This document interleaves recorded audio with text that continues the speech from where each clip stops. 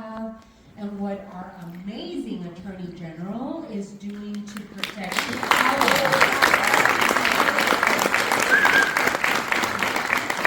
and in partnership with our state legislator, Betty Villegas, who is a staunch advocate.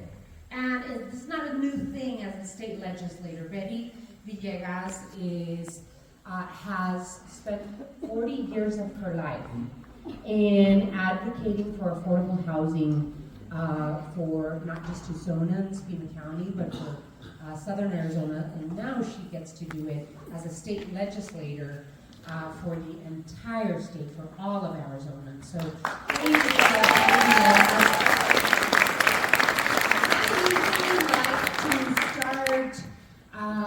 especially when we gather as a community, I like to ground myself and acknowledge the history of the land that we stand on.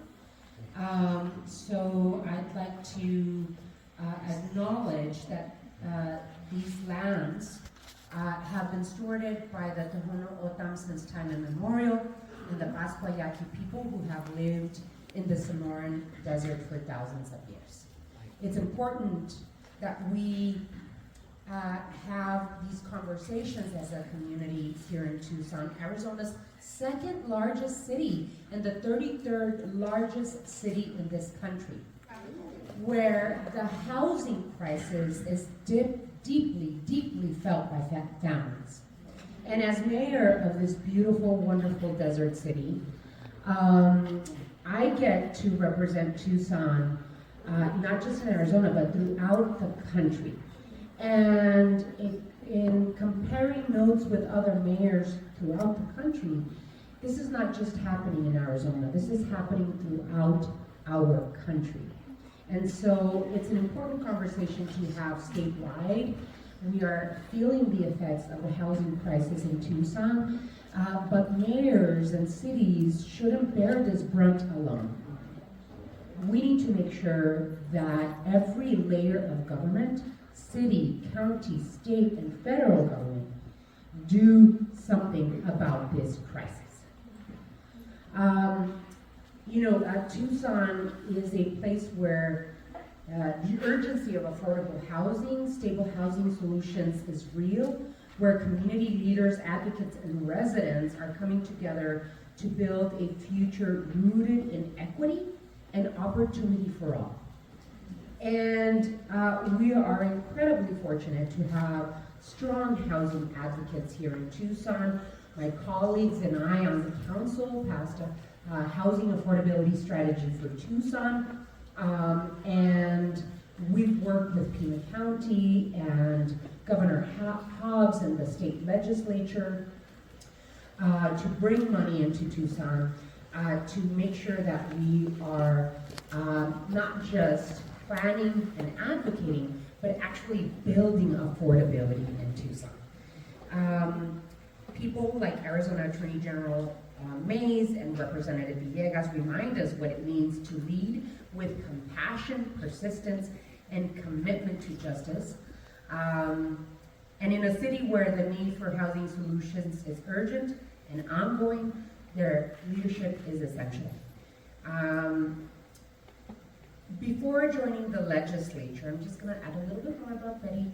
Betty served as the Pima County Supervisor for District 5, and prior to that, she was the Pima County's Housing Program Manager. Her decades of work reflect a deep love for our community and a steadfast belief that everyone deserves a place to call home. And on a personal level, Betty is my friend, and we met each other in public service and campaign work. But her, Supervisor Richard Elias, myself, Congressman Raul Grijalva, and others have dedicated years and years of advocacy to build affordability in our community.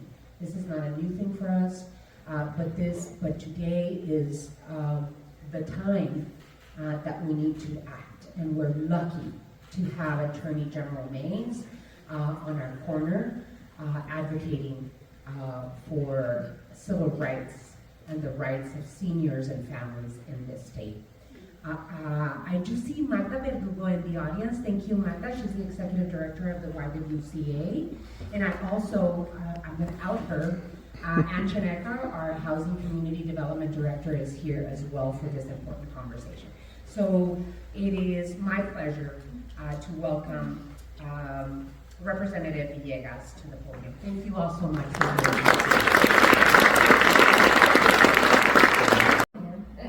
Everywhere I go, first of all, thank you all for coming. And thank you for coming to my district. You are in Legislative District 20, and I'm proud of you.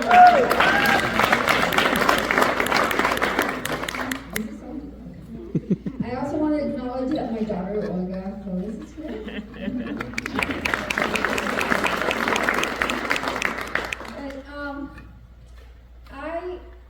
Whenever anyone talks about changes, preemption at the state level, they like to do a lot of preemption, meaning that they like to do things that will prevent towns and cities from being creative. And I always fight against that because we do such great work here. The city of Tucson has taken that and have done such incredible work trying to find better ways of housing our community. And while there's a lot more work to do, they're off to a really good start. And I really, anywhere I go, I say, in my city, we're doing this, you know, and you can do it in your city too without preemption. And so I just want to thank the city of Tucson. Pima County also has their housing commission, which is really great. And I know Ann Chaneca, the director of housing for the city of Tucson, is here as well. Ann, where are you? No, there you are. Thank you for all your work. Really appreciate you. But today we're here to talk about housing justice and civil rights. And when I first asked Attorney General Mayes to come and speak to our community because I was in Phoenix and I heard her in Maryvale, which is a portion of Glendale, where she had done the same thing and was listening, talking and listening. And I said, wow, we need that in our community. So I went up to her afterwards and I said, will you come to Tucson and do this? And she said, absolutely. You just schedule it and I'll be there. And here she is.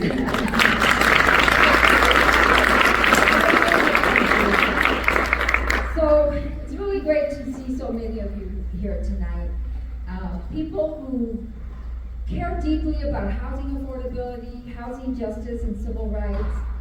This is a fight that impacts all of us. And when we come together like this, we build the power to make it possible. We know that access to safe, stable, and affordable housing isn't a privilege, it's a right. But too many families in Arizona are struggling to keep a roof over their heads, facing rising rents, unfair evictions, and predatory practices that put profits over people. That's why having strong leadership in our state matters. It's my honor to introduce someone who has been on the front lines of this fight, our Attorney General Kris Mayes.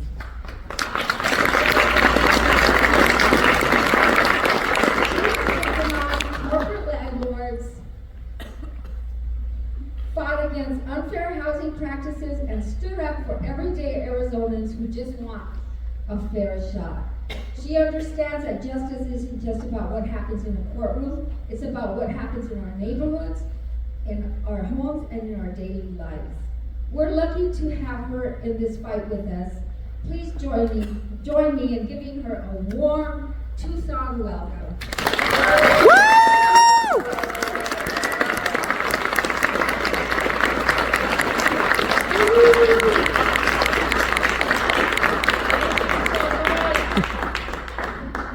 Well, good evening, Tucson and Pima County. It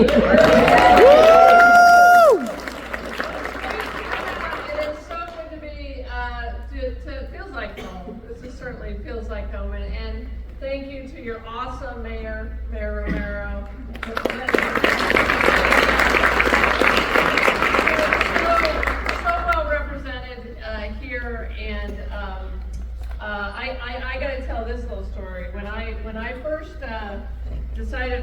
for Attorney General, basically one of the first people that I called was Rahina, and she met me because I wanted her endorsement. Okay, I wanted her endorsement, and I had lunch with her not very far from here, actually, right?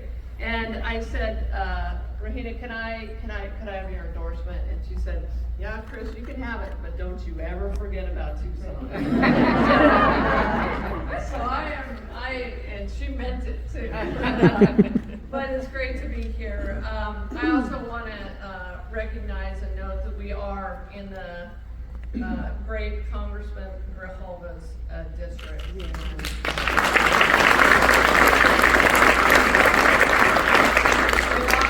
A giant in Congressman Grijalva who dedicated his life to fighting for the people of Arizona, and that beautiful ceremony yesterday obviously was indicative of that. So it is in his spirit that we go forward and that we fight for civil rights in our state and that we talk about housing discrimination.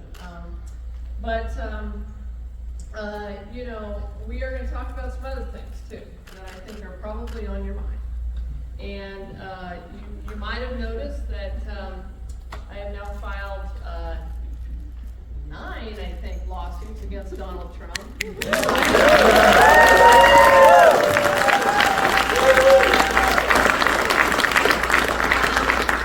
Not necessarily because I ran to do that or because I want to spend time on that, but because it's my job as the top law enforcement officer and legal officer of the state of Arizona to stand up for the rule of law and to protect our Constitution. Thank you. And so I do want to save a significant amount of time toward the end to talk about that and to get your feedback, because one of the reasons that we are doing these town halls on Doge and Musk and Trump is not just to talk about the lawsuits that we're filing and spread the word about that, but also to essentially gather evidence. And so you may have noticed that we had a very large town hall, the AGs, and we're doing these across the country. The AGs are joining together. I had, I think, 3 of my colleagues join me in Phoenix at Central High School, Minnesota, New Mexico, and Oregon. Then I went up to Minnesota and joined with the Minnesota AG, along with New York, Illinois, and one other state, and I'm blanking on it, but they're gonna kill me. But anyway, we had 5 of us there at that town hall, and 1,200 people turned out on a very, very cold Minnesota night. Well, I guess I was cold. They might not have been. And 500 people turned out in Phoenix, and a lot of people turning out here in Tucson. And I'm seeing the crowds off of you. You had like 30,000 people turn out last weekend, I think, and 20,000 people turn out for AOC and Bernie in Phoenix. So, you know, these town halls are important that the AGs are having, because we are using this, as I said, to gather evidence. And I'm going to talk more about that for our lawsuits going forward, to hear about what's going on. But I do want to talk about housing discrimination, and it's an incredibly important issue to me. One of the things that I campaigned on for Attorney General was to revive our civil rights division within the Attorney General's office. We do have a civil rights division within the Attorney General's office.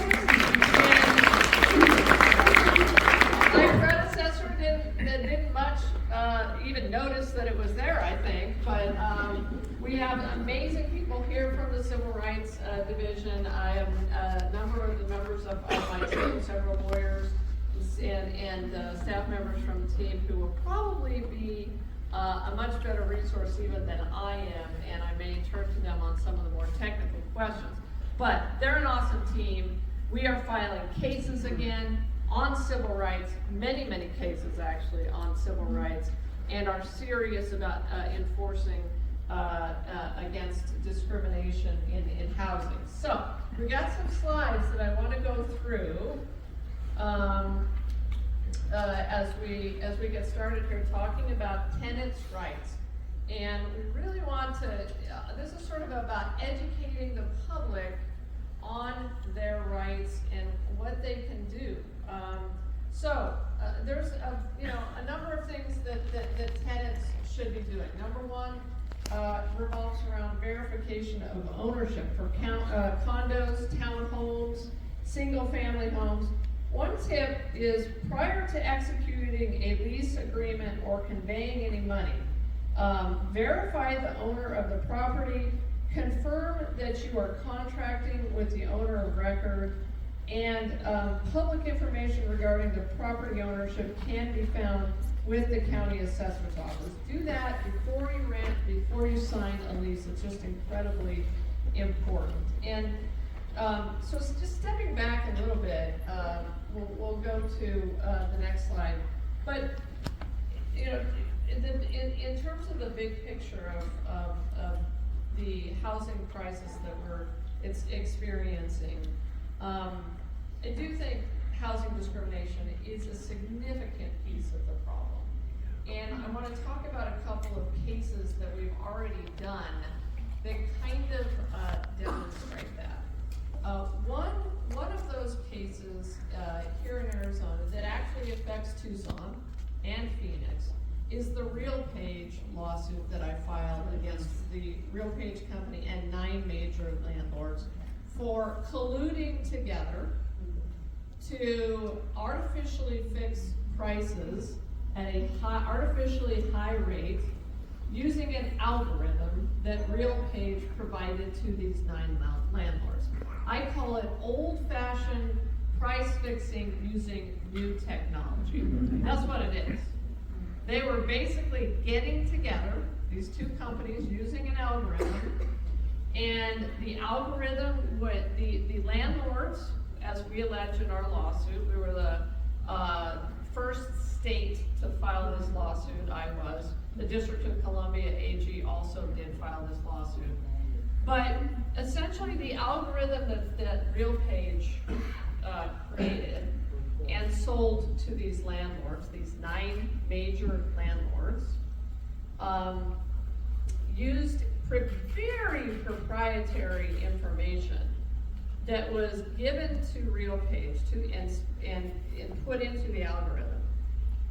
Things like the square footage of the units, what the prior rent had been, information about the neighborhood, the kind of information that if you were really competing with the landlord next door, you would never provide, right?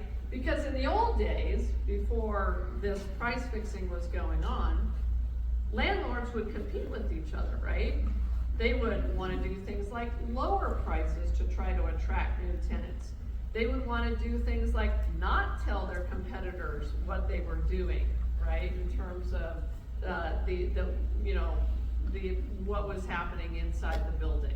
They would want to attract people by competing. That is largely gone under this price fixing scheme that we allege. And to give you a sense of how bad this is and why, and my critics, there are critics out there who say this is not happening, or you're overblowing this, you're blowing this up too much. But I'll tell you why I think this is so significant.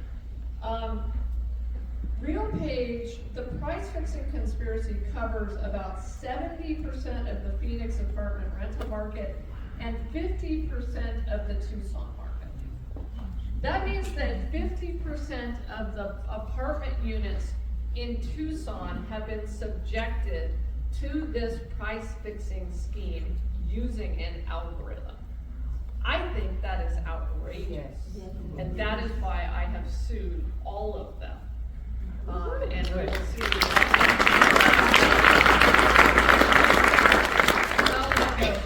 I will say the Department of Justice under Joe Biden, also after I sued them, filed a lawsuit, and 8 states joined that lawsuit. I have sent a letter to Pam Bondi, strongly encouraging her not to drop her lawsuit, right? we'll see what happens with that, but my lawsuit's not going away. I filed it in Arizona State Court, and we're going forward with it. Yeah. And then the other case that I wanted to mention before we go on with the tips is a case that we brought up in Phoenix, but I want to mention to it so you can keep your eyes out for similar situations. So that involves an outfit called the Buenas Apartment Complex. And this is an apartment complex that essentially was, had advertised a whole number of things to their renters. We'll provide you air conditioning, we'll provide you safe accommodations, we will make sure you have clean accommodations. They were doing basically none of that. The air conditioning was out for weeks on end in the middle of Phoenix. People's lives were being put in danger by this situation, by the owners, out-of-state owners of this apartment complex. And so we took a look at it and we said, no, that's not acceptable. And we sued them under several laws that we have in Arizona. One, the Arizona Consumer Fraud Act, which says that you cannot deceive your consumers and fail to provide what you said you were going to provide. And then the Arizona Landlord and Tenant Act. So that's the kind of thing that your Attorney General can and should be doing. So if you see a situation like that, where a landlord is just flat out failing its renters, please report it to my office, and we'll have our phone numbers and our email addresses and all of that up here so that you can report it if it's happening down here in Tucson. And of course, with climate change and as the heat gets worse and worse and goes on longer and longer, and we're enduring longer and longer summers, this is going to be increasingly a problem. So let's go back to the tips. I don't know if we did this one or not. No, we didn't. Did not. Okay, thank you. So prior to executing the lease, this is really important. Read through all of the paperwork. If you don't understand something, ask questions. Ask all tenants about all tenant costs in addition to rent. Will you be expected to pay for utilities or other fees? This is something we're going to be attacking as well. We are seeing a rise in the number of junk fees being attached to rent all across the board. All kinds of crazy fees that never should be charged. And so we can sue landlords for this under the Arizona Consumer Fraud Act and other laws.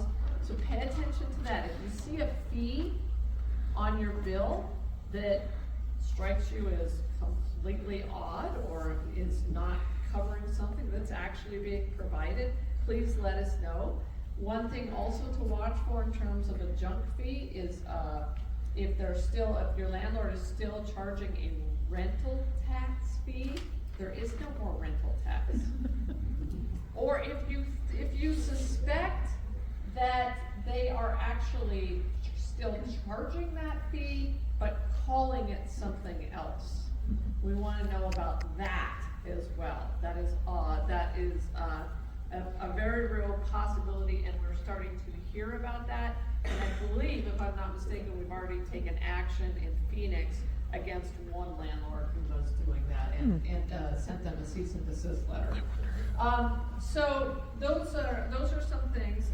Keep a record of your questions and the answers that you receive from your landlord. Keep a copy of the listing or the advertisement for the rental so that you can say, this is what you said in your advertisement, this is not what I got. Mm-hmm. Take lots of photos or video of the condition of the property on your first and your last day. Create a timeline. Save all copies, all documents that you reviewed and signed. Saving everything is really important.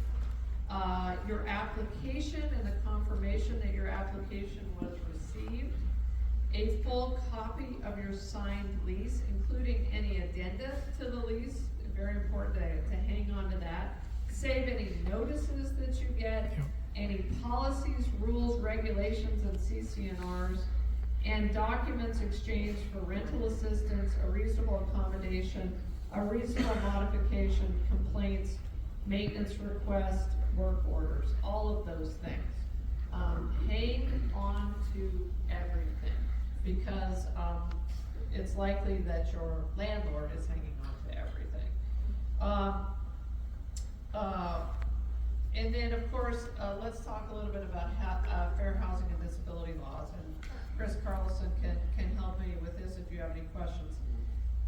Fair housing and disability laws in Arizona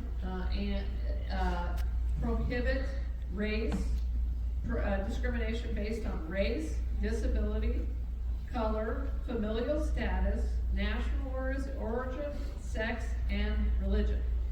And so if you feel as though you have been discriminated against for any of those reasons, you can report it to us. And this is the report. It is on our website. It's a pretty simple form. Just got to fill it out.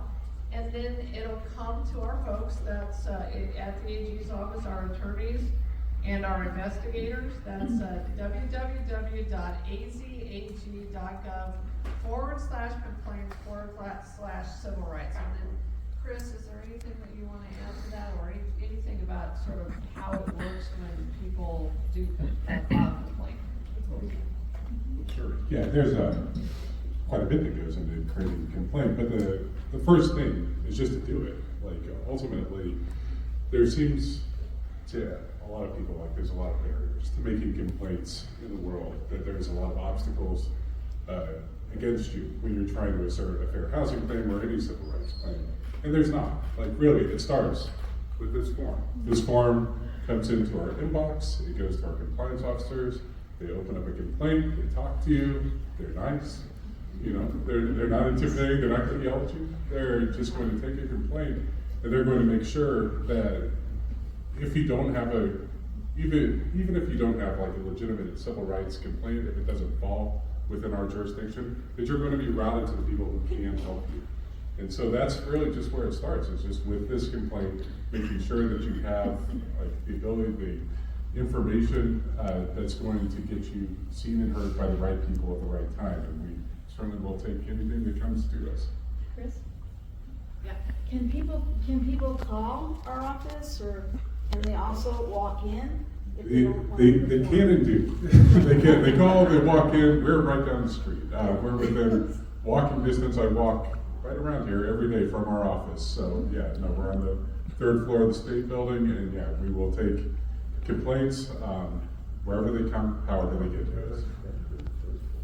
400 West Congress. 400 West. 400 West Congress. Yeah. South building. So we have a building here in Tucson as well as up in Phoenix. And a few offices in Prescott too, yes. Yes, my name is Mary Alice Thoreau, and I'm here to advocate for the mobile home parks statewide. There's big issues that I've been trying to get to your attention. We have the same problems in mobile home parks where we own the mobile home and pay for rent. And out of respect for everybody else, I'm just going to hit the highlights of the problem, but I brought back up for you to leave with you. So anyway, the problem is out-of-state corporations and foreign corporations are buying up all the mobile home parks in the state, and they are causing harm to the Arizona residents, mostly seniors. I've done a survey of statewide, a sample survey of who lives in the mobile home parks, and it is 43% single women, 28% single men, meaning that they are living on one salary. And I have worked with ASU on the heat mitigation study, and they list the median income of $25,000 for the people that are living in the mobile home parks. As far as trying to sign with your landlord, we can't find out who our landlord is. It traces back to San Francisco to an investment firm. So they're likely from out of the country. I have a financial investigator that has done the work for me, and so it's an issue. As far as the rents be going up, they have bought our mobile home park. One corporation paid $18,500,000. 4 years later, sold it for $29,650,000. And I'm not going to take up all your time. So, anyway. No, I'm very interested in this. I Okay. want to tell you. So the deal is, there is no place in the mobile home parks where we can get enforcement. You're our last hope. And I've been to every department in the state. Arizona Department of Housing, you know, all of the appointees by the governor. I've been to all of their offices. And nobody seems to think that they have the authority to enforce the Arizona Mobile Home Landlord-Tenant Act. So, we desperately need help there. What happens is you can file a petition through the Arizona Department of Housing, but they have no authority. They just pass it to an administrative law judge. It takes 120 days. In the meantime, in 30 days, people are evicted for fraudulent utility bills in the master metered parks. There's a big issue with fraudulent utility bills in master metered parks. So, you know, 120 days by then, they're evicted for 90 days. And so that doesn't do us any good. That's the only recourse that they have. Another big issue is retribution. There's only 2 cases per month filed for the Arizona Department of Housing petitions. Only 2 cases statewide. So the reason for that is the intimidation, and I can show you 5 evidences of intimidation in our rental or renewal, where they said, if you don't do this, you have to do this. If you don't do this, we're going to evict you. If you don't do that, we're going to evict you. Are you going to pay more for this? Are you going to pay more for that if you don't do what we want you to do, basically? And if you complain, they are quick, their lawyer is quick to give out a warning letter that you will be evicted. You're not allowed to ask any more questions. Mm-hmm. So there's big issues statewide. This is not just Pima County. It's statewide. So, like I said, you're our last hope to enforce the Landlord-Tenant Act. And so we would appreciate having more time to go in depth with you. I would too. I would too. Thank you so much for bringing that up.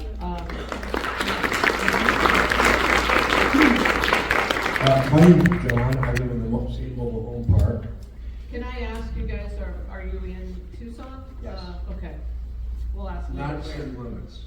Okay, not Right outside. Right outside. Okay.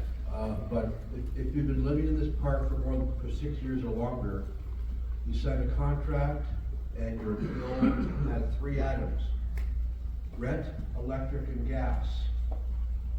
Now, there's 17 items. That's right, 17. Thank you. I'm Steve Coulter, and I just want to add something to what Mary Alice said, and she can contend. A lot of these mobile home parks, the new owners are being trained by a service that tells them how to cheat on utilities and other items. And so it sounds very similar to the case that you're dealing with. And you know the name of that park. We're seeing utilities that normally would be $125 a month going as high as $900 a month. And the people can't afford it, and they're ending up on the street, which is what we're all against. Thank you.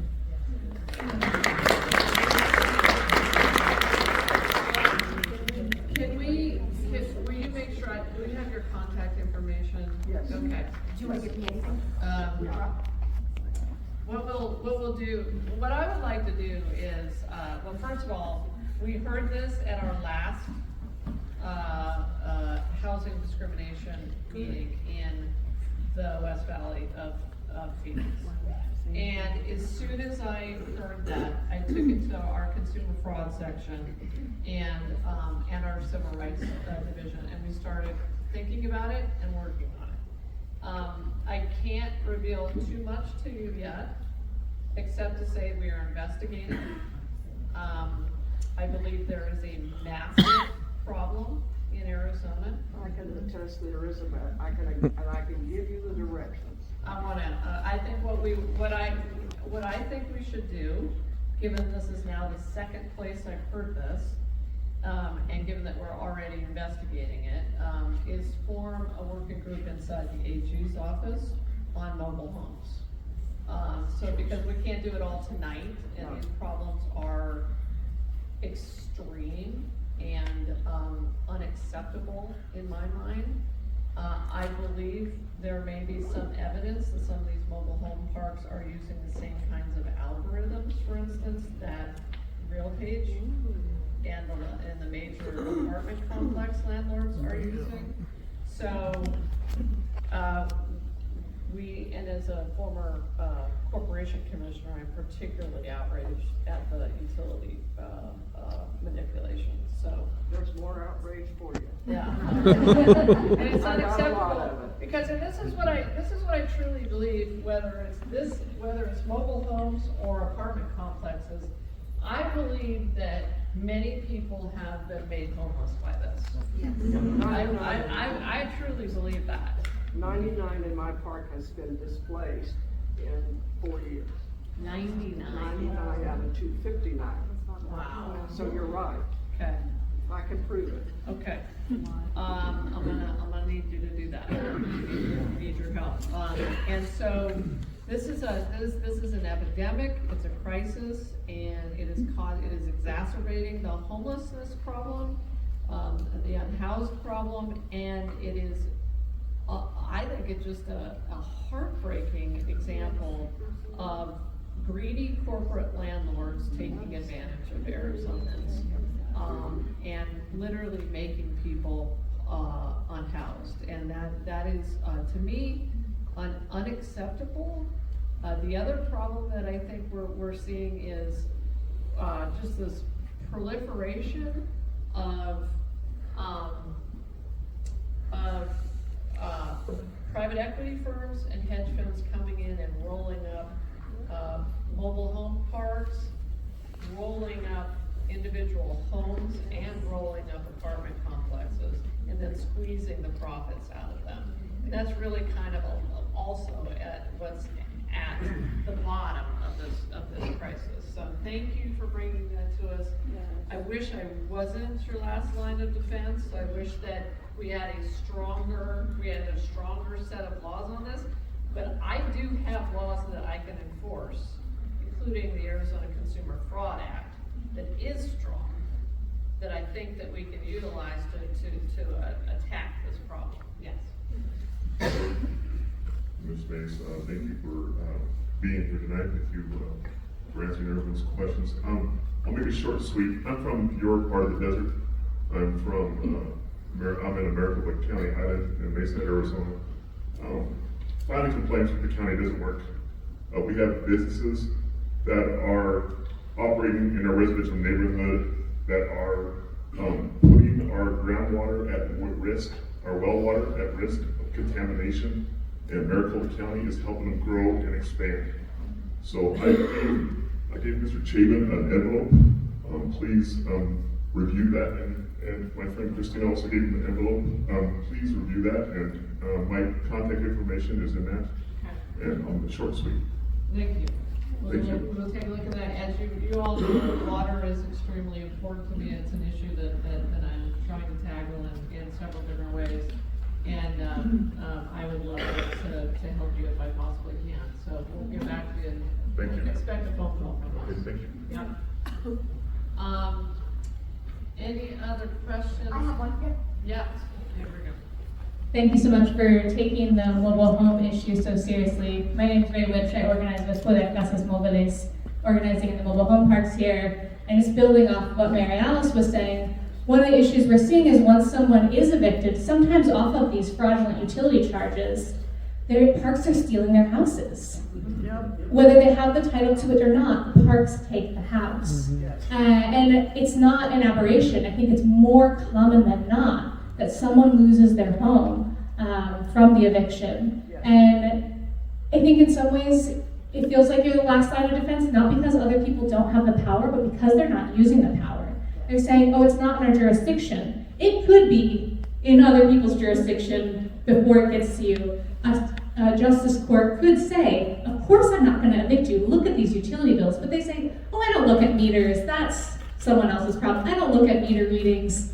For me, that is part of the Mobile Home Park Landlord Tenant Act. There is a law in place that says you cannot charge more than the single family residential rate, but that's not being enforced. So appreciate that you're willing to not just see that you have the power, but to exercise that. So thank you for that. Would love to be a part of a mobile home park focused working group. What's the name of your organization again? Poder Casas Móviles. Okay, great. Can I ask you a question, either of you, a question?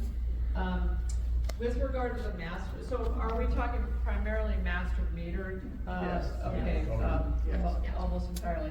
And I'm familiar with that from my days as an Arizona Corporation Commissioner regulating the utilities. Do you believe, and have you had any communications with the regulated utilities down here at TEP or APS about this? Do you believe they're aware that this is going on? They're absolutely aware that it's going on. And what are they telling you? They tell us that it's not in their jurisdiction, that once they're only responsible up to the meter, and that everything after that. We're not their customer. Yeah. Well, that's a little disingenuous. So, time for another chat with our utilities. Actually, I will tell you that's something I'm real good at. As a former- me again. I did talk to Tucson Electric, some of our management people, and they don't have the right to step in and put in their own meters. They actually are very aware of the problem, and they're very sympathetic to the problem.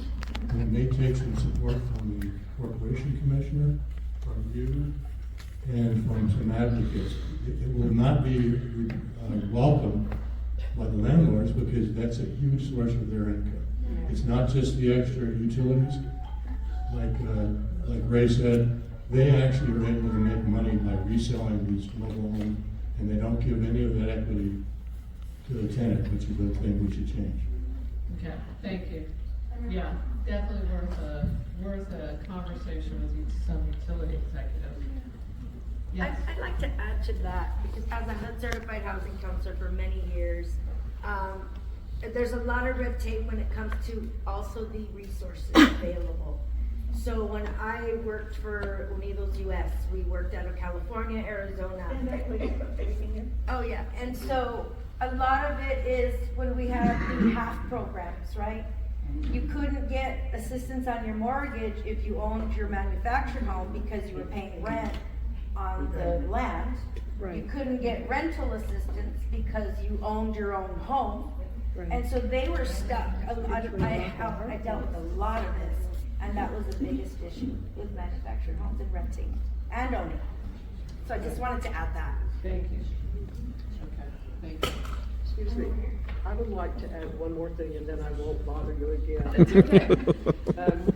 To show you the depth of how many people this affects, DC's last proclamation in 2020 said that there was 370,000 families living in manufactured housing, with 3,300 a year sold since then. We're up to about 380,000 people. This is how many people that are potentially affected in the state, okay? And so it is not just one little mobile home park here and a few mobile homes there, parks there. There's a lot of people being affected.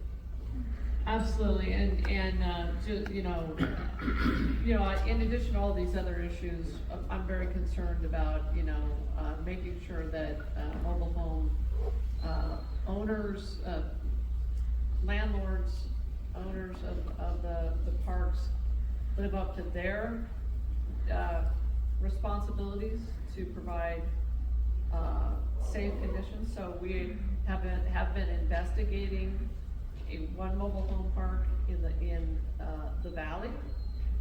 We are close to final action on that. I'm not going to talk about it, but just want you to know that we're looking at safe conditions as well that we believe were not provided last summer. I'm very familiar with the ASU study. I actually, when I was an ASU professor, worked on that study, and was involved with it, and I think it's important work, so, over here. Yes, I'm one of the people that got evicted, and they have the same corporation. I got evicted, and it's over, back utilities, but they didn't have the meter readings or anything, and I ended up getting evicted out of I couldn't pay because I'm on SSI. So now from the having a home to living on a driveway, that's where I live now. Oh my God, no. With no help, and everything. That's when we were growing up, my mom used to tell me, there's no justice for the poor, only for the rich, because we can't even afford a lawyer. So, this is bad. They're telling you the truth. Yeah, over master meters and all this, I couldn't even get a lawyer. So look where I'm at now. Homeless, living in the driveway, trying to fix the old trailer so I can live in, so I can bring my kids back. No, this is not right. There is no justice for the poor, only for the rich. They can afford a lawyer, we can't afford a lawyer. We have nobody to back us up. I already tried everything. And I can't get nobody to listen to my story, I can't live nothing. I left her my story. Did you? Okay, Yes. thank you. And your name and It has my information on it. And this is not only happened to me, in the same corporation, there's like 40 to 50 people are going to be evicted. And where I used to live right now, since December, they don't even have gas. What's your name, sister? What's your name, sister? What's your name? My name is Roseanne O'Donnell. Thank you for staying.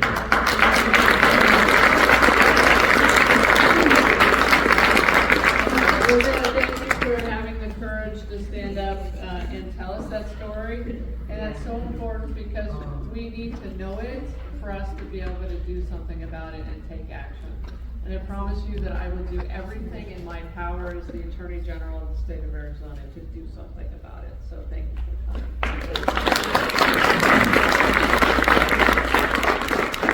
Just piggybacking on what Ms. O'Donnell was just saying, a lot of people aren't aware of the resources that are available in the community. And just for everybody in the audience and anybody you might know, there is a specific Pima County program that is meant to help offer free attorney referrals for low-income individuals in households facing eviction. And I've left postcards with information about that on the table outside. The more people that know about this and are able to get representation and advice, the less people will end up in the worst case scenario. Yeah, the issue of the lack of access to attorneys is something that we've been working on. We've got a working group inside the Attorney General's office on housing discrimination and housing issues. This is a huge issue. One solution that has been, kind of put forward is a pool of money that people could get access to hire an attorney, or some sort of not pro bono, but some sort of, centralized system where people can get access to an attorney so that they can at least be on an even playing field with these landlords in eviction court, because it is fast, and it is unfair. If you have ever watched an eviction court proceeding, it is unfair, but it's not a fair fight. And so, that's something that, I don't know if we've got the legislature right now to do it, but it sure as hell a good reason to flip this legislature.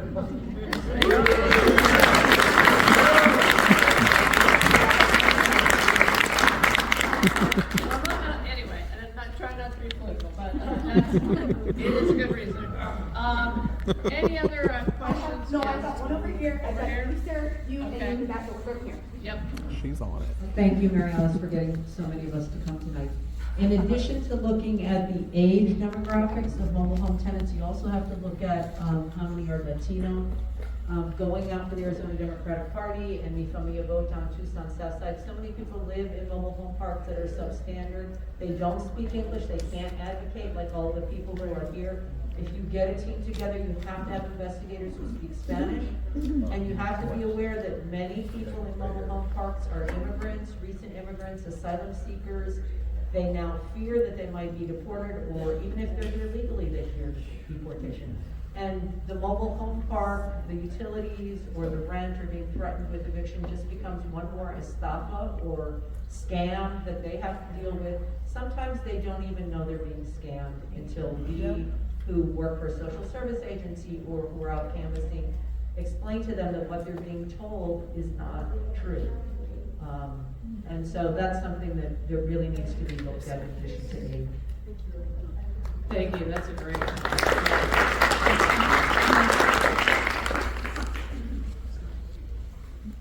Hello, my name is Renee Mendoza. I'm with YWCA. I'm pretty sure you might have heard our names around. We were part of the social equity licensing fraud that happened a few years back.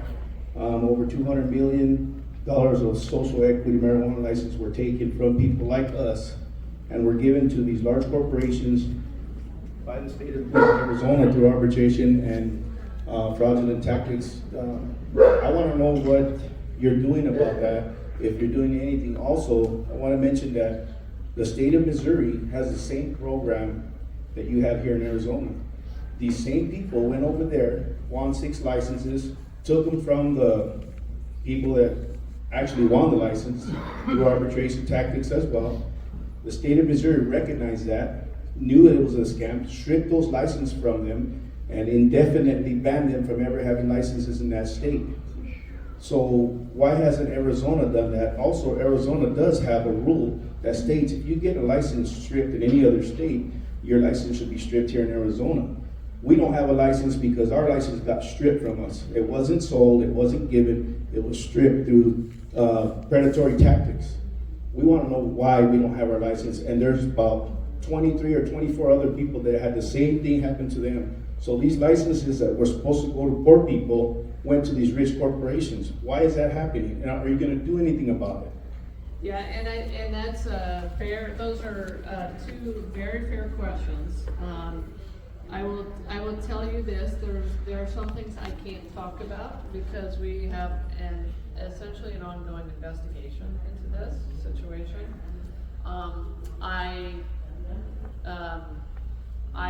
I agree with you that what happened to you and to others is unfair. At a minimum, it was unfair.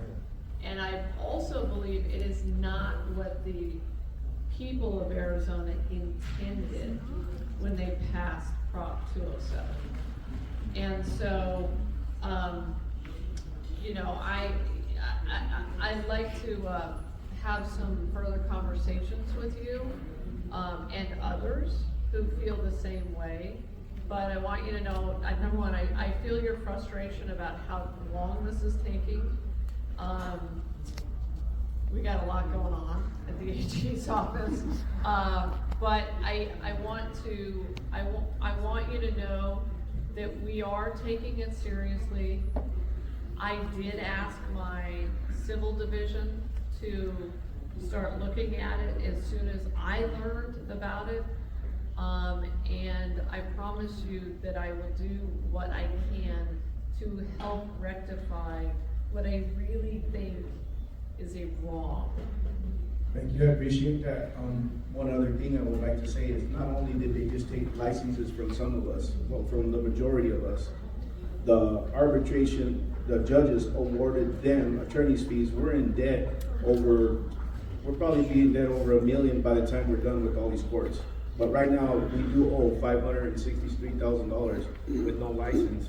And that was pursuant to a private lawsuit that you filed? Or They sued us because we fought you. them in court.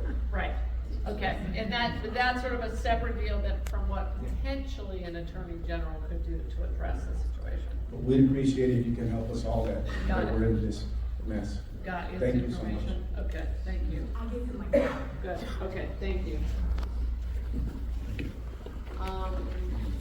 Hello, my name is Jean-Paul Grenier. I'm on the board of a local organization called the Southwest Fair Housing Council. Have been for over 20 years. Put the microphone closer. Sorry. One of the things that I have noticed over the years is the lack of information that the general public has about what their rights are. And it's even more so now with people who don't speak English well. I don't think enough is being done to educate the public. Betty can definitely confirm that. I think we've been on the board together for quite a while. Thank you. I totally agree, which is why I'm here today. One other thing. But more needs to be done. Yeah. One other thing, we are a local resource, so if anybody has any questions, and wondering whether or not it is a civil rights thing, we'll help them. Yeah. So that helps you as well. And also in many cases, we've been able to work with attorneys who do pro bono work for individuals. Okay. Excellent, thank you. Yeah, and we are gonna need the help of community to do this. We all, Tucson is so good at this, but we need the help of community to be talking to each other, to be a sounding board, to be talking to our neighbors, to be a trusted advisor to someone who might be afraid to contact the Attorney General's office. But we're, again, what we tell any victim, whether it's a crime victim or the victim of a scam or a consumer fraud or something like this, which could be a consumer fraud, we do not ask what a person's immigration status is at the Attorney General's office. It is not asked. And that's really important to get the I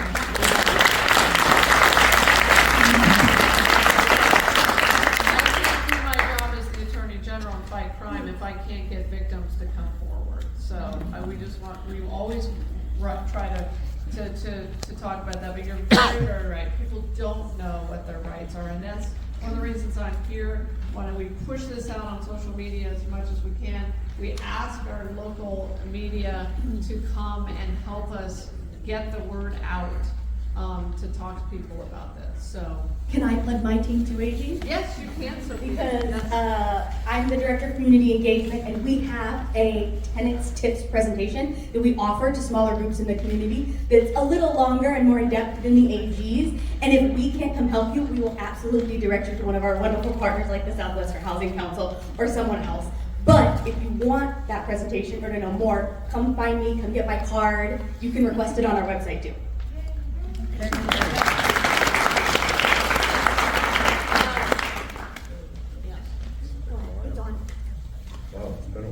Name's Paul Winger, and I don't need a stinking mic. I was a sergeant in the Marine Corps. All you make conditions. Okay. See that? People more important than money. I worked in D.C. for 6 years. I lost count how many times I had to tell groups of people elected about that. You know, you people are bringing out some wonderful topics. You really are. They really need to be told to her. And you really need to get the word out. Why you're having them problems? They just happen to be between the folders. I didn't plan on this. Money's more important than people. That's them I was talking to all them years. And it's happening today. You got some wonderful issues. The problem is they don't care. And if you don't tell them, they continue to not care. Right. And you gotta force them into it. There's an example right there. Top folder, Chris, that's a certified letter to your office with a return receipt signature. Before I sent that, I called your office 3 times. I sent 3 emails. I sent 4 first-class mail. I sent this so I could prove it. I got another one for Hobbs. Look at them all. It's a mess. Mark Kelly's even more fun. Next time you get home to your computer, bring up Mark Kelly. I've been calling his office, first day here. the 11th of March, haven't got a phone call back yet. He's been advertising that he does town halls. So go to the page that says town halls, it'll say click on the star. There ain't no stars. So you go down to the date on the calendar, click that, nothing. It was nothing but a lie to get you going, to get your support. That's why it was done. And what am I doing with this? You've seen that, haven't you? You know, the brain dead, that's what I used to call them, up in DC, are still the worst now than they were when I was there. This violates the Constitution. So blatant. Thank you. He could put that out nationwide. I haven't said a word. The only thing they say is, don't talk about impeachment anymore because the Republicans won't vote to it. You gotta be kidding me. Do I gotta show you people how to fight? You gotta be kidding me. Look at these. I've done over 100 arbitrations. This is a hands down winner. This is a hands down winner to impeach him. Why don't you invoke Article 2, Section 4? Well, I don't even know it's there. That's what you get for not teaching the Constitution in school, because you're going to kick the president, vice president, and all the officers. Because he did this. That sounds like a good segue into the next part of our meeting. You want to report? I want to know what, the letters that. Because I tell you what, I have to show you people how to fight. That's how I'm going to do it. Okay. Because why aren't you putting billboards up, flyers, internet, all over the country? We're working on it. I'm going to tell you. No, they're not. They're arguing against it. They're not working on it. Well, but I am here, and I'm going to tell you what I am doing. Thank you. But I want to know. All those letters? Yes. Okay, we will fix that. Back here. Hi, my name is Jan Jordan. I live in a mobile home park, and I wanted to add to what Mary Alice had said so that it doesn't fall through the cracks. Is the denial of reasonable accommodation for the handicapped. I personally have been denied 3 times. I've called over a dozen law firms to try to get help. None of them will help. They don't want the case, they don't want to get involved in it. I did contact your office, and I did get a response that was, if I can remember the wording, it was Jan Jordan versus Cobblestone, which is our management company and owners. I was too frightened to be just me against them. I thought it should be you and the state of Arizona against them. I have had another resident who walked away from a home she owned free and clear because of retaliation for requests for reasonable accommodation. I've gone to organizations that are supposed to help, and they have not. So I just didn't want that to fall through the cracks. The bottom line is, mobile home landlord-tenant laws are there, they're not enforced. Thank you. We've got folks who are writing this down. And a great point about the fear of being alone. So we'll address that. I'm going to this limited strike sometimes. Okay.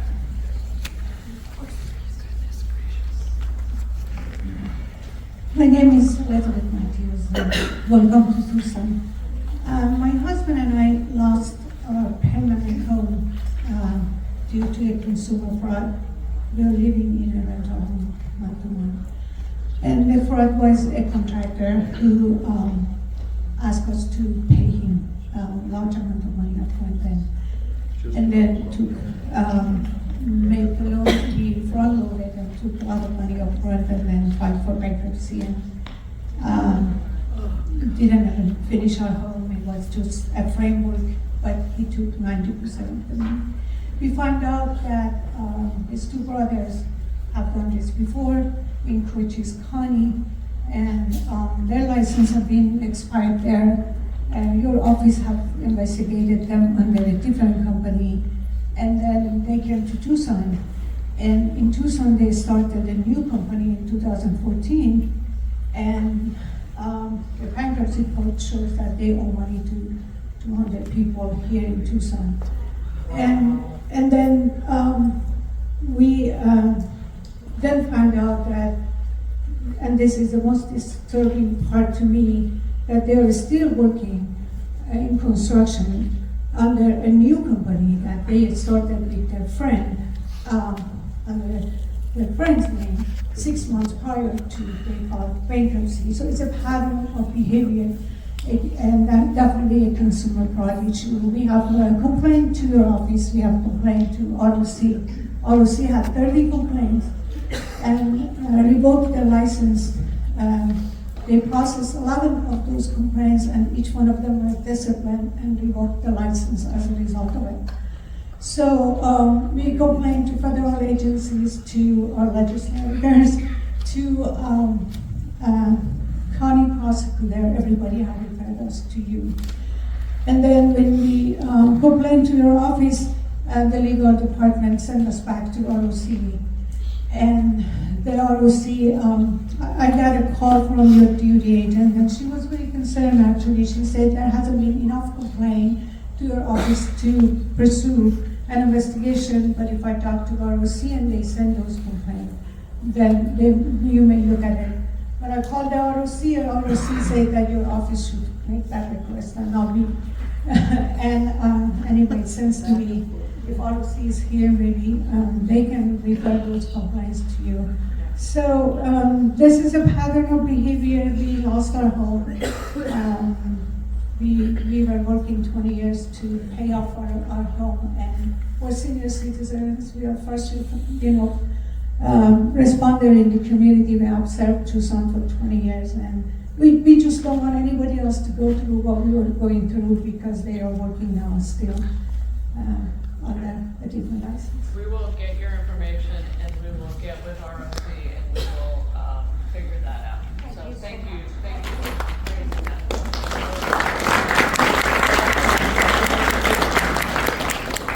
This is all incredibly important. This is why I'm here. We will get to the bottom of that.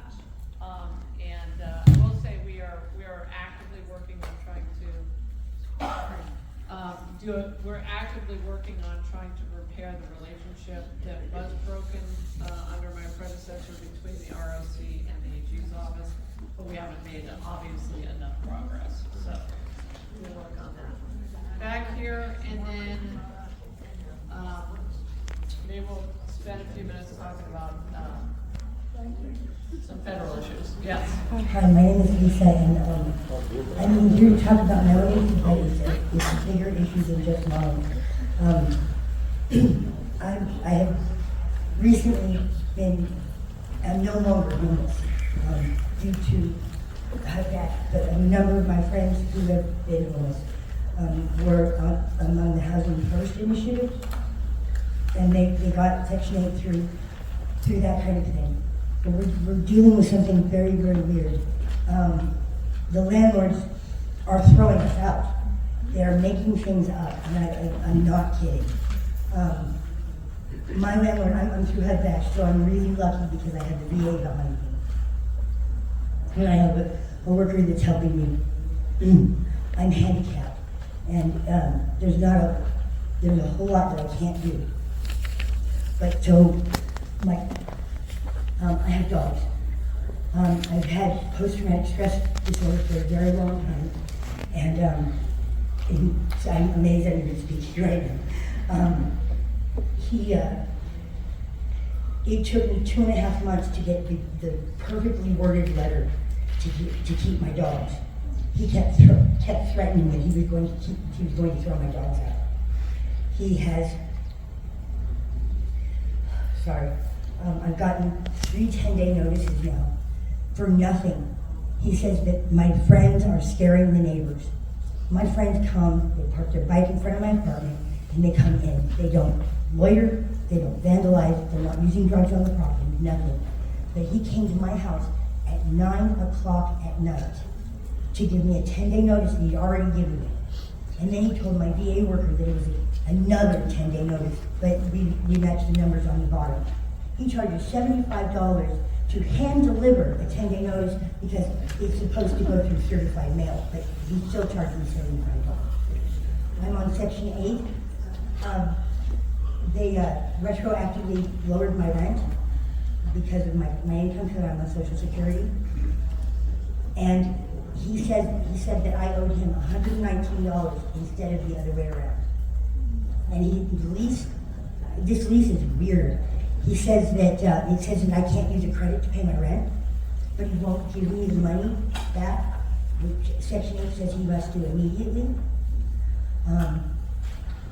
I'm incredibly lucky because I'm about to get out from underneath him. They had a home safety nurse come in and determined that I need 24 hours help. So they're going to move into a 2-bedroom, so I get that. But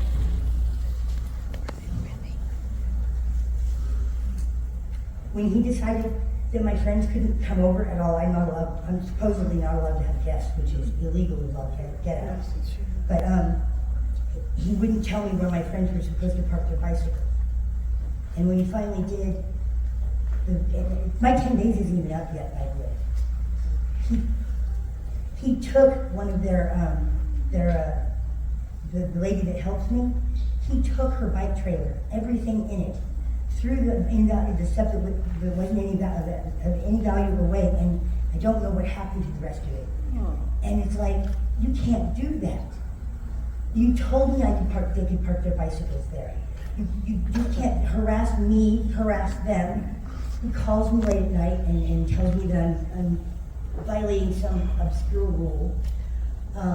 There are other tenants there that have their bicycles parked right next to their front door, but he's singling me out. So it sounds like, it sounds like we need to do some work with you, and if you can give us your information, do you have some information? I'm gonna have Sophia contact you, and let's talk to each other a little I'm bit not about the this. only one this is happening to. Okay, yeah, we need to know that too. We've heard stories like that up in Phoenix too, at our Phoenix town hall, housing discrimination town hall. Well, the gentleman upstairs, he's been there almost a year, and he says he's not renewing his lease because he said I'm the third person in that apartment that he's seen them do that to. Section 8. So he's getting paid, he's evicting them, getting paid for the entire year, and then renting it out again to another Section 8 person, evicting them. Yep, okay. We'll get your information and we will follow up. Okay. Okay, yes.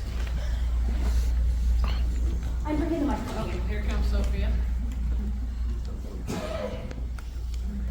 Thank you. Thank you for being here. Good evening. My name is Barbara Eisworth. I'm with HIDA Refugee Network.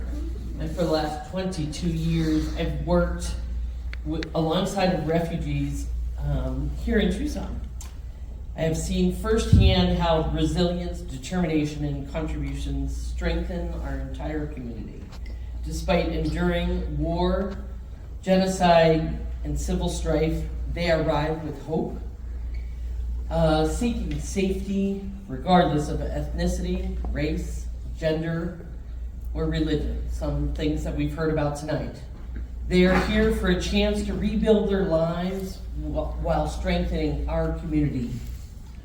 Today, more than 100 million people worldwide have been displaced. Refugee resettlement, asylum, and temporary protection offer these people a lifeline, yet these pathways are under attack. Now we have begun dismantling refugee programs, cutting funding, severing agreements with refugee resettlements. Thank you, IRC, for being here. Resettlement is not just a policy, it's often a matter of life or death. Right here in Tucson, we see the impact. One of our families we support, 8 people who spent 25 years in a Rwandan refugee camp, arrived December 23rd, 2024, now faces an impossible housing situation.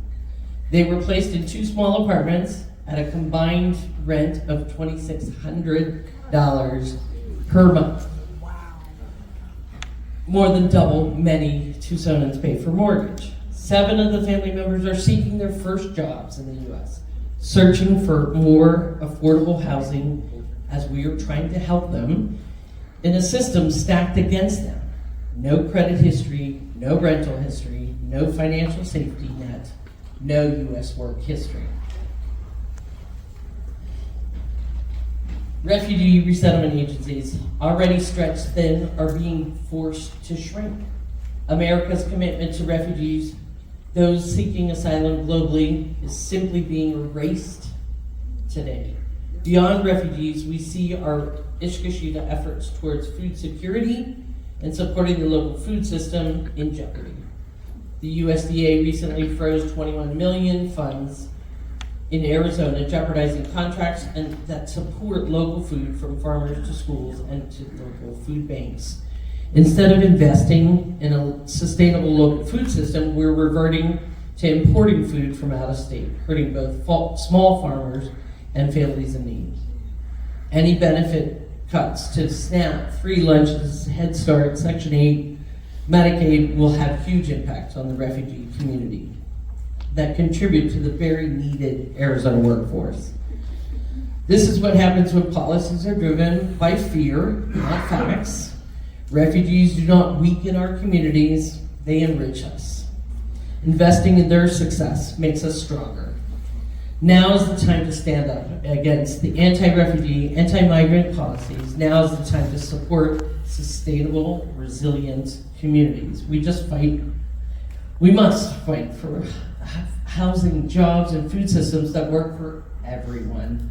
And thank you for standing up for us.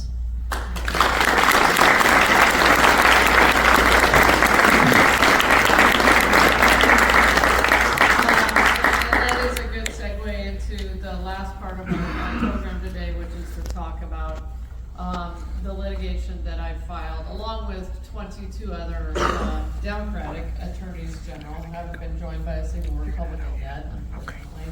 Have a good weekend. But what you spoke to is traumatic. It's terrible.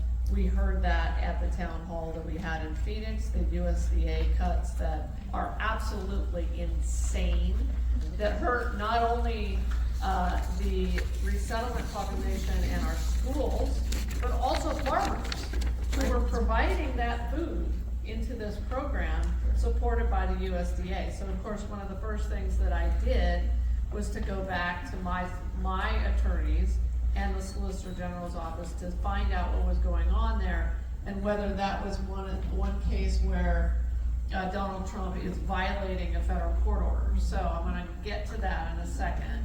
And we may still be in the process of getting to the bottom of that particular cut. So I want to, I've got your contact information. I think let's stay in touch about that. I do want to talk briefly about the litigation that the AGs have filed.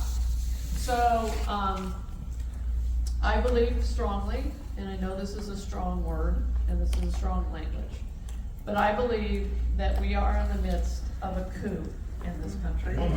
Yep. Thank you for saying it out loud. I'm saying it out loud because it is the truth. That's right. Because it is the truth. We have a lawless, out of control president who is allowing an unelected billionaire to destroy and attempt to destroy American government. Yep. And our institutions, and that is hurting Arizonans and Americans. Yep. And the AGs will not stop fighting this until the job is done, or until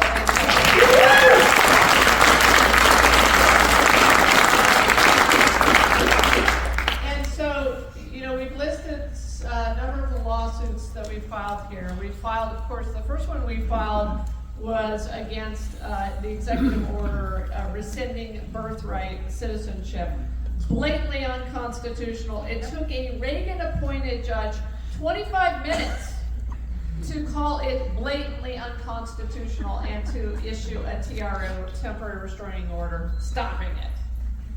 And so, you know, that was our first win. And we've been doing nothing but winning since then. Unfortunately,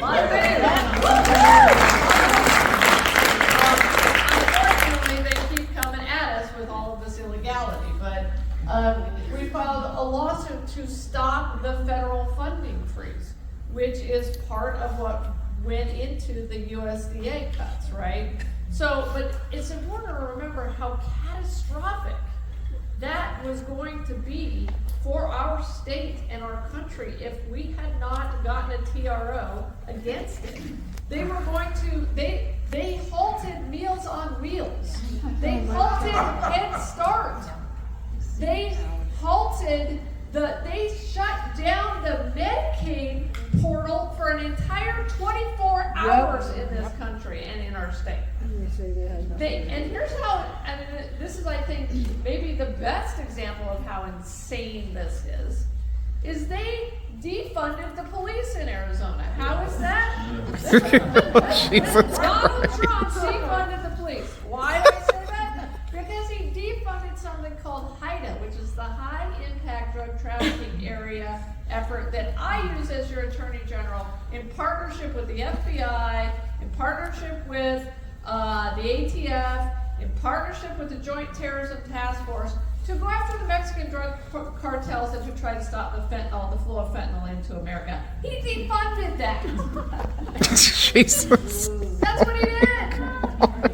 And so, obviously, we saw a TRO against that federal funding freeze, which, by the way, also would have had all kinds of catastrophic impacts on major infrastructure projects here in Tucson, up in Phoenix, all throughout the state of Arizona, including airport projects in Phoenix, renewable energy, clean energy projects throughout the state, hundreds of millions of dollars for Colorado River savings and to try to save our state, existential projects that we have to continue as a state.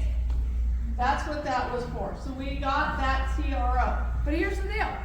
What we found was he was selectively violating that TRO. He violates all of them. What did the Attorney General have to do together? We went in to the same federal judge in Rhode Island and we asked for what's called a motion to compel. So my ask to you is, as a community, and one of the reasons I'm here, is if you see evidence of him violating these court orders, I need you to tell me. Because we can then go back in and issue a request to that federal judge what's called a motion to compel. And we will do it. The AGs will do it. I want to tell you something else. We are very committed to this. We are very unified. All 23 of us, for a long time, we met every day by Zoom together. All 23 of us from Hawaii to New York and everybody in between. All 23 of us getting together. Now we meet 3 times a week to review this litigation and to decide what we have to do to stop this insanity. So then we issued the lawsuit blocking the cuts to the NIH and university research grants. They were going to decimate the indirect rate, which would have harmed the University of Arizona, Arizona State, NIU tremendously. Healthcare institutions like Banner Health doing Alzheimer's research and universities doing cancer research. Oh yeah. That's what they were going to defund. And now we are likely to, we are dealing with the administration selectively cutting NIH grants. Right. Okay, and that's what we're hearing. We heard that up in Minneapolis. Watch this space, okay? Watch this space, but you can't do that. All of these lawsuits essentially are predicated on the fact that they are violating the separation of powers. Right. Okay? So we are standing, the AGs are standing up for Congress's prerogative. You know, to separate, we have 3 branches of government. Civics 101, right? Yeah. Congress, executive, and the judiciary. So that's what this is all about. These monies were already appropriated. These programs were already decided on by Congress, and the president does not have the authority to thwart them, to cut them, to decimate them. Thank you. Full stop, doesn't have the authority. We also filed a lawsuit to protect Arizona's private data from Elon Musk, who is rooting his way through the federal government, starting with the United States Department of Treasury. I cannot tell you how many Arizonans, Republican, Independent, and Democratic, called my office to say, Kris Mayes, can you please fight this? Because I do not like the idea of Elon Musk hoovering up my private data inside the Department of Treasury or the Social Security Department. Arizonans do not like this. No, we don't. You do not like, we do not like this. And so what happened? We won that one too so far. We got a TRO and we booted Elon Musk out of the Department of Treasury. Of course, unfortunately, now he's inside the Social Security Department. No. So again, watch that space. One of the things that I'm going to do next week is ask Arizonans, and we're going to create a portal to report to us if they're having any trouble with their Social Security payments. Okay. Because we know that they are doing things inside Social Security to make it increasingly harder for people to get their Social Security. Very concerned about that. We filed a lawsuit to block Doge. Based on the appointments clause, Elon Musk obviously is the co-president of the United States at this point. And under the appointments clause of the Constitution, that is not allowed. Thank you. Congress, if you have a person or a position that is that powerful, Congress must create the position, and then the Senate must advise and consent. That did not happen, obviously, with Elon Musk. So we filed, led by me and New Mexico and Dana Nessel, the Attorney General of Michigan, but also with most of the other states, a lawsuit basically on the appointments clause to try to kick him out of all the other agencies. We filed a lawsuit to protect federal workers from the cruel mass firings that we are seeing.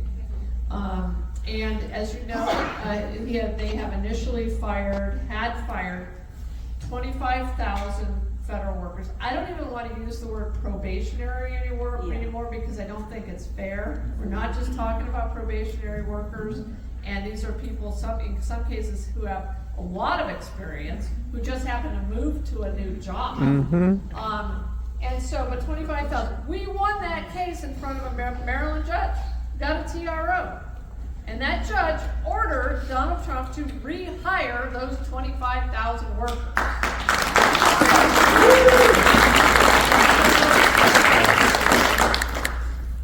Again, a lot of winning going on. But the problem is the cruelty of it, and they are slow to get people back on board. One of the things that we heard in Minnesota is that we had multiple federal workers come before us and say, I was fired, including veterans. There's a disproportionate number of veterans who have been fired. Why? Because rightfully, under multiple presidents, Democratic and Republican, we have a hiring preference for veterans. And in Arizona, we have even more veterans than in other states. So they are bearing the brunt of these firings. So we did file that, and then we filed a lawsuit, obviously, to prevent Trump and Musk from destroying the Department of Education. I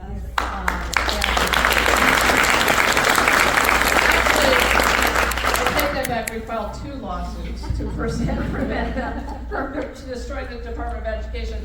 The first one was on the firings. They tried to fire half of all of the Department of Education employees, and then the second one was on the basically defunding of it and reorganization of it. So we have been very successful so far, and that one we feel very good about it.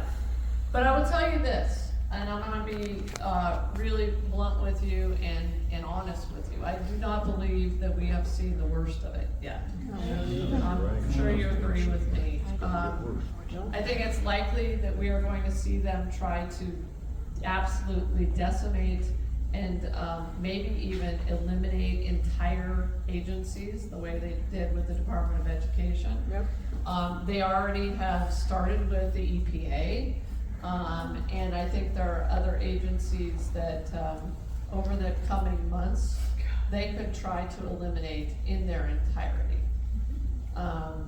I had one federal official tell me that he didn't know, he couldn't promise me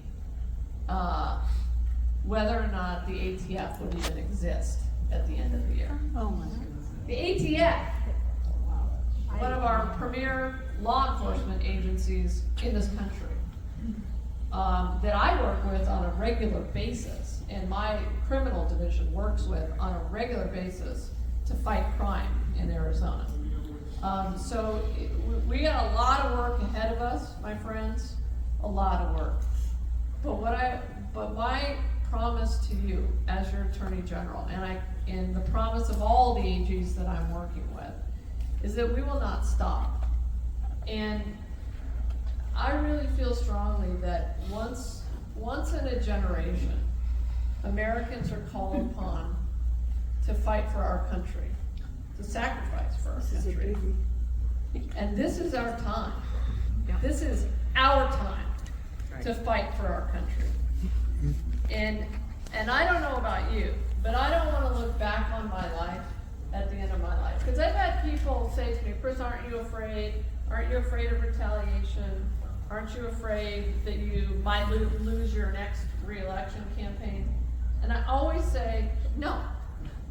What I'm afraid of is looking back on my life at the end of my life and not believing that I did everything in my power to save this beautiful, precious, irreplaceable republic of ours. Yeah.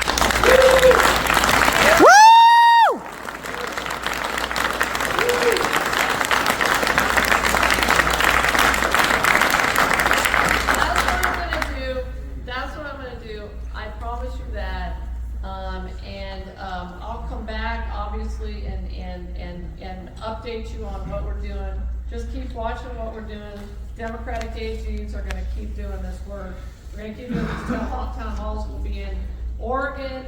We'll be in Colorado, Vermont, New York. We're going throughout the country. And then what I want to do is end with taking any questions that you might have and concerns, and then also ask you if you have evidence, again, of any of these lawsuits, TROs being violated, please contact my office, because that evidence is important. We can use it to file a separate lawsuit or file a motion to compel to make sure that they are following these lawsuits.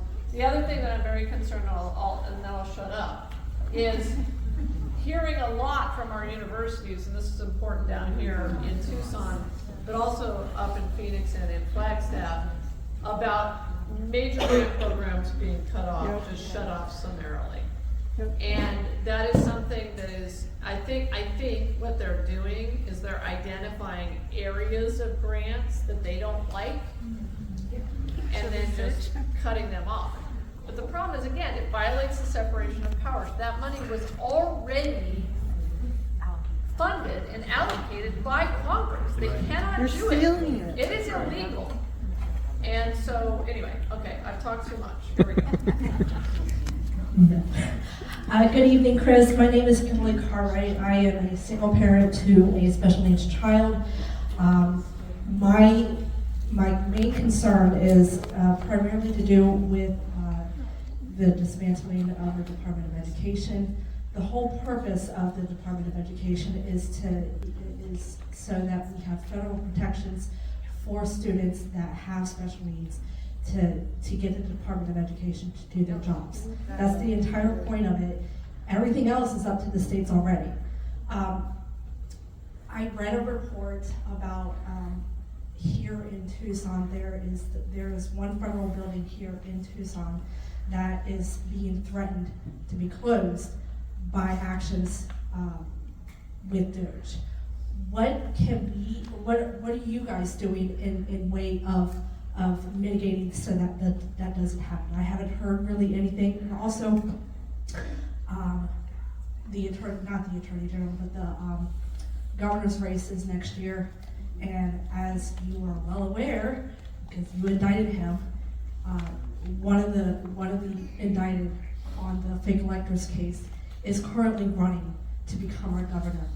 I thought, am I mistaken in that is he still able to run? He was not indicted. He wasn't indicted? No, he was not indicted, but Darn it. It was. No, I mean, you're talking about Andy Biggs. Yes. No, but, what I will say about, let me start with the first question or comment about, The Department of Education. Yeah, Department of Education. What's going on the state level with that? Yeah, so, you know,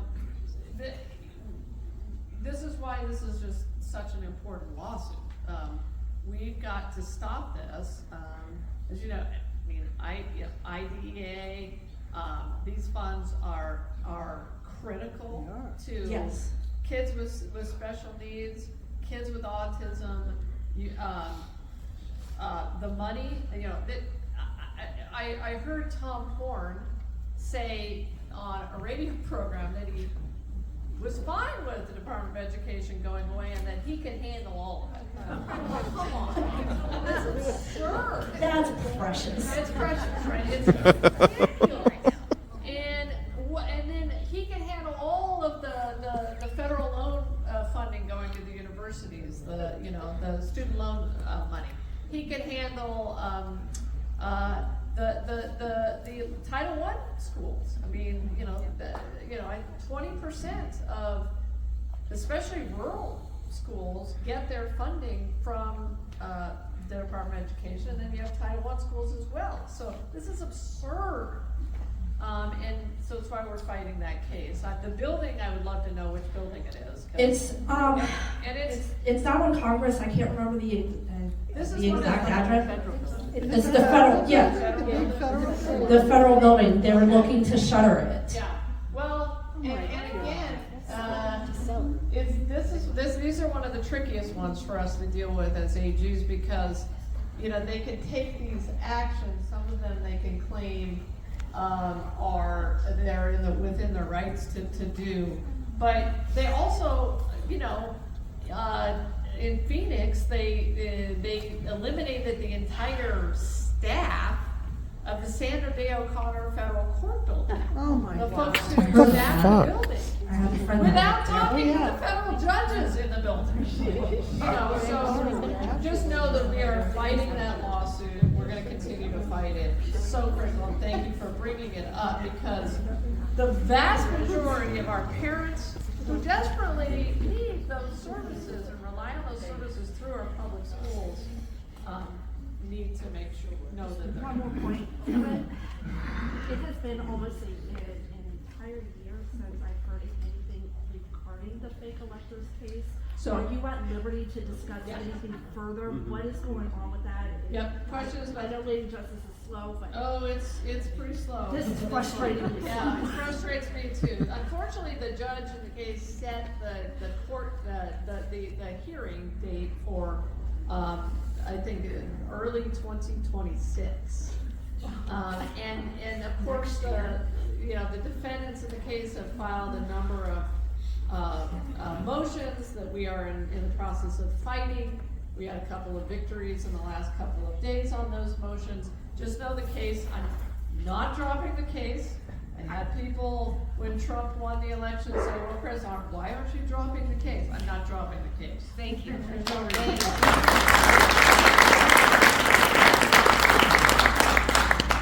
I want to thank you for using the C word. Telling it like it is something that we haven't been hearing from many of our other elected officials. Along those lines, one of the big concerns is that the DOD has eliminated all of the JAGs, and that's kind of in your bailiwick. So do you have any thoughts along those lines? And it's super scary. Yeah. The question is about the fact that DOD eliminated the JAGs or the leadership of the JAG force. Yeah, basically. Yeah, it's super scary. It's not one that so far the AGs have been able to find what's called standing in. So, because it's the military, and they have so much purview and jurisdiction over what they do in the military. But it's super scary, and it just to give you a sense of when I say standing, when I file a lawsuit on your behalf, and I'm doing this on your behalf, I'm filing these lawsuits for you on behalf of the state of Arizona. We have to prove injury. to the state of Arizona. So for instance, in the DOE case, Yes.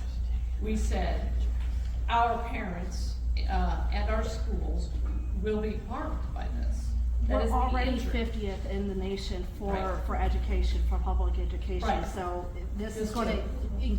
incredibly devastate us. Exactly, so that is injury, that is standing, but it's really concerning, and, there's a lot like that that's happening, but thank you, and look, I agree with you, I think we need more elected officials to say what this is. That's right.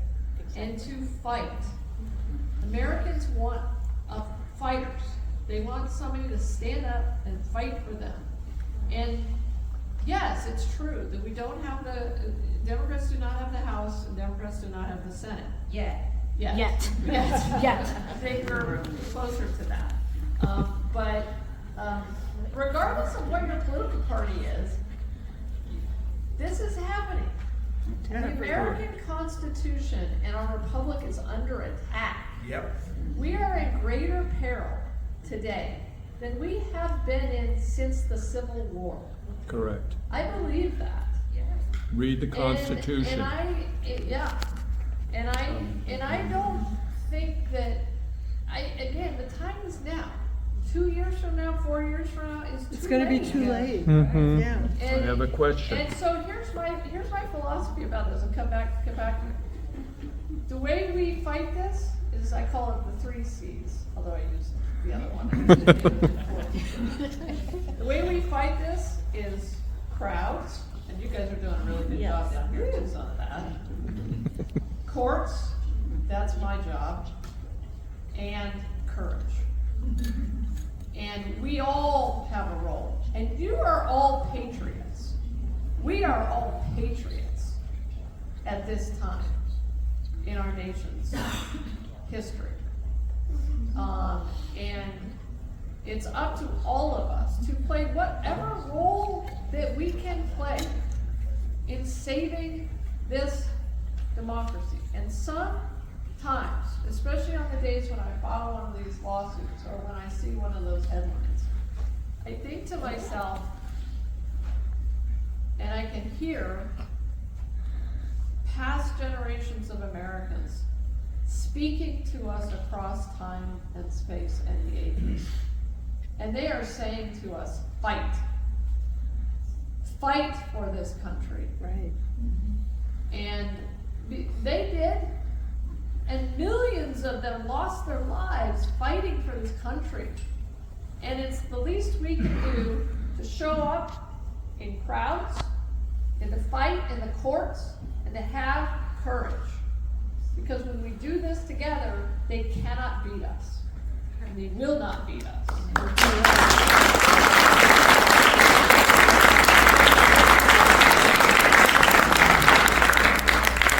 So I'm starting to tear up, so. But we're right about time. Right about time. Any other questions before? Oh, yeah, back here.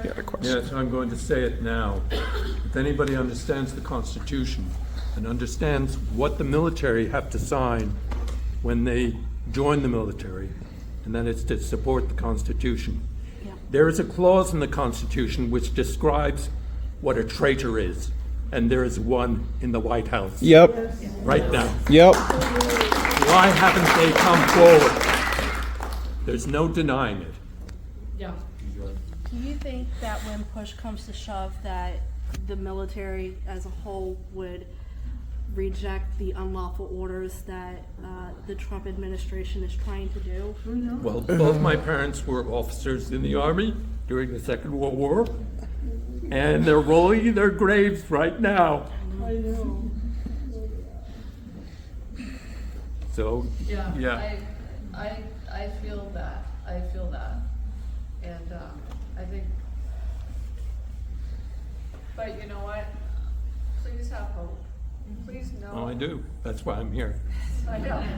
Please know that there are many AGs across this country who will fight to the end. We will fight to the end of time to save this country and to be worthy of the sacrifice of those people who died for our country. So just please know that. One more in the back. Oh, it's me. Hi, I'm Bill Swan, and I'm a vet, 28 years. I didn't think I'd ever hear a Canadian Prime Minister speak like he did today about separating themselves from the United States. It was so powerful. It was just shocking to hear him speak about his country and how they're now going to fight against our country to keep Canada, Canada. It was shocking. I don't know if you're having conversations with folks in Canada or Mexico. I hope you are, because I still consider them friends. And our best allies ever. They have bled for our country, the Canadians. They fought for us in Iraq, Afghanistan, Vietnam, Korea. They came through for us. And it's so sad to see it happen. And I'm so proud of what you're trying to do. It's just unbelievable. And I don't know about the rest of you, but we'll do everything we can to get you reelected. Yes. Thank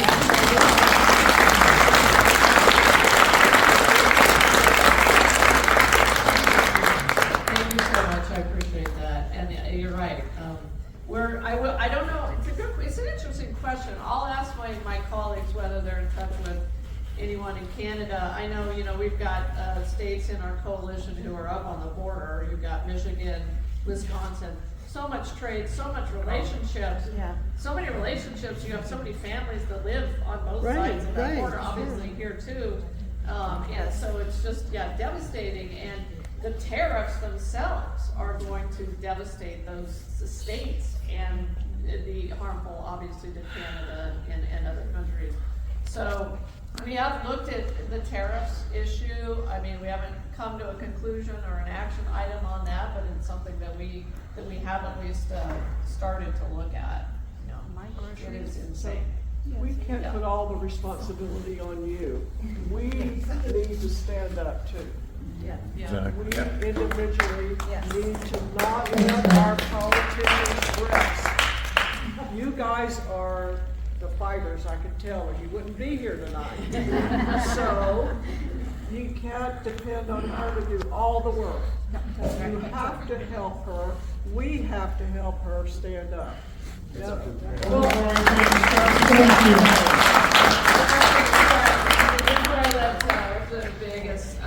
Close this out. You are. I mean that. You turning out, means on a night when the Wildcats are playing. Oh, I don't follow sports, girl. 40 to 38. Exactly.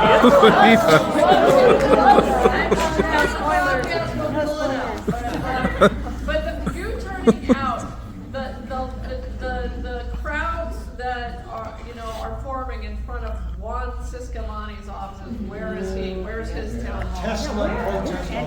Yes. Yes. National Day of Protest is next Saturday. And we've got the National Day of Protest on April 5th. Yep. I will be going to a protest in Sedona to speak. But it matters. And let me say this, it matters to politicians who see this. They see the energy. The energy of these town halls, and that town hall in Minneapolis, when so many people turned out, we couldn't even fit them into the huge auditorium that we had. It matters. They see it, and they will respond to it. And you know who else sees it because they're human beings? Judges. Judges see it too.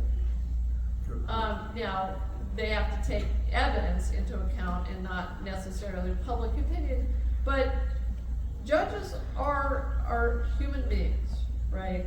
And at the end of the day, and I'm surprised none of you, because you're a sharp group, has not asked me this question, but I have been asked this question, which is, what do you do, Kris, if he he refuses to follow a Supreme Court order. Well, that's, He's we've all been demonstrated that asking ourselves that. he's willing to ignore. So there's some very difficult language coming out of the administration. But at the end of the day, the United States Supreme Court is going to have to decide whether they still believe in the separation of powers, whether they still believe in our Constitution, and whether they still believe in America. No kidding. Yeah. And then let's see, I believe that they will, but it's gonna be up to us, all of us, to fight until that point. So thank you guys for Thank you. Thank you. Let's give it up for our Attorney General. Thank you all for coming. I really appreciate you all. But I do want to add one thing on behalf of myself as a state legislator. Please, keep your eye on what we're doing up there. Please. And make sure that you sign in on the right to speak. Make sure that you're sending emails. I do look at emails, and sometimes right now it's a busy time and I haven't had time to answer a lot of them, but I have them all flagged to go back to what I want you to know. But some of the things that are happening that are really scary right now is that the majority are looking at bills and trying to mirror what the federal bills are, what they're doing at the federal level. And they're trying, if they're not going to pass because we have a governor that's going to veto them. Good. But what they're also doing is they're looking at bypassing. A lot of those bills are bills and then they're concurrent resolutions, meaning that they're going to bypass the governor's veto and they're going to go on the ballot. Last election, oh yeah, they're gonna flood we the ballot. We won one and we lost one really important one. And 314 was an anti-immigration that we lost. We have to keep our eye on those resolutions and make sure that we're fighting against what they want to do to our state. So please make sure that you keep an eye on what we're doing. As a Democrat, we're fighting, but we're the minority, so there's not a lot that we can win, but we can use our voices, and we're trying to do some shenanigans at the House. So sign on to azledge.gov and watch us at work, because next week we're going to have a lot of hearings on some bad bills. Go to azledge.gov and sign on to live proceedings for the floor sessions. So thank you again, Attorney General. We love you. We appreciate you. We really care that you're fighting for us. Really. Yeah. And go Wildcats.